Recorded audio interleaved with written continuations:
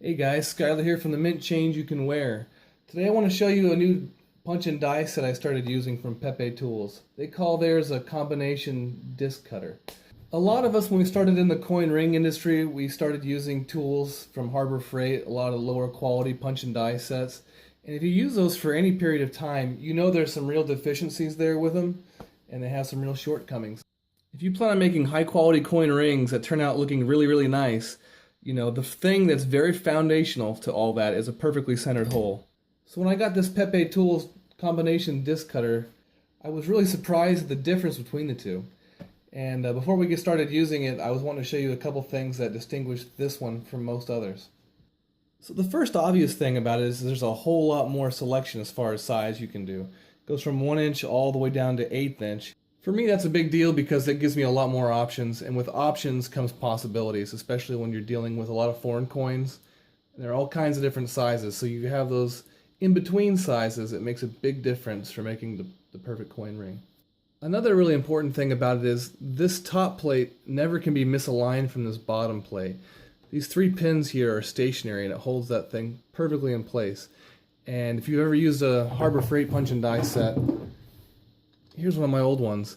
That came from the factory, you know, misaligned. The top and bottom are misaligned. And they can become misaligned as well. And unknowingly, I started to go punch a hole in there, and it shattered it because the punch contacted the plate down below. So it ruined my punch and die set, ruined my punch. And actually, this is a different punch from a different set, but the same exact thing happened from it. So it happened more than once to me. So when you get a quality tool like this, you know it's going to last a lifetime because it's not going to have those kind of problems. Another really interesting thing about it is this plate, top plate, can move up and down on here. So you can put your coin in, slide it in, and once you have it aligned, you can lock it down in place. That way, when you're going to punch something, that coin's never ever going to move. And say you're doing a $20 gold piece or something really expensive, that's important. You want to make darn sure you put a $1,400 coin, or however much those expensive coins can be, you want to make sure it stays in one place as you punch it.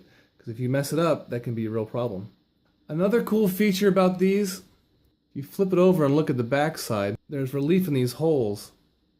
So that way when you punch your coin, it gets bigger towards the bottom, and then that way the punch will fall right through along with your plug. Nothing gets stuck. And they follow that same exact idea on with the punches too.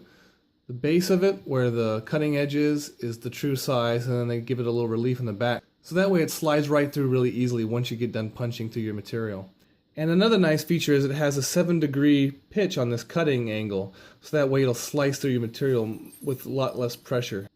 So now that I've gone over some of the differences with this punch, I'm going to show you how I use it to punch a hole into a coin. So the very first step in punching a center hole in your coin is picking your size you're going to punch through. So with this coin, it's going to be a 5/8 inch hole. And that means I'm going to need to draw a circle slightly smaller than 5/8 of an inch, so that way I can see the black lines through the hole of the disc cutter when I start to punch it. And the way I do that is I get a piece of material about like this, usually about 2 paint sticks, 3 paint sticks thick, or melamine, whatever material's handy, but something that keeps your marker up off the table with.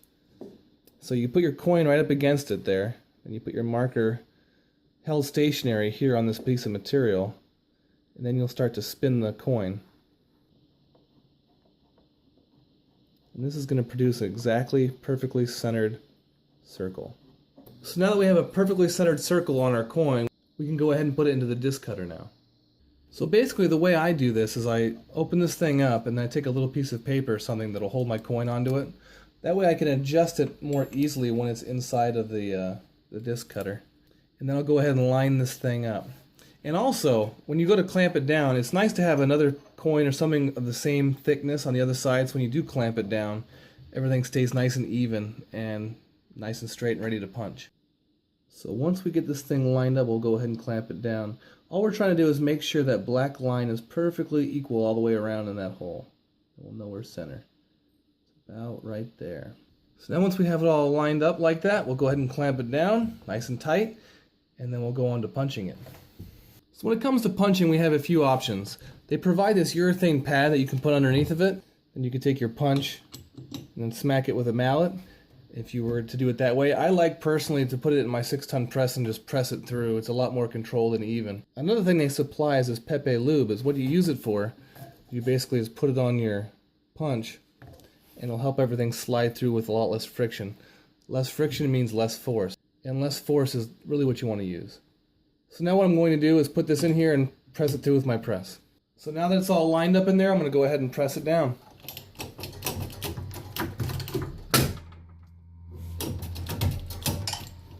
There's the plug.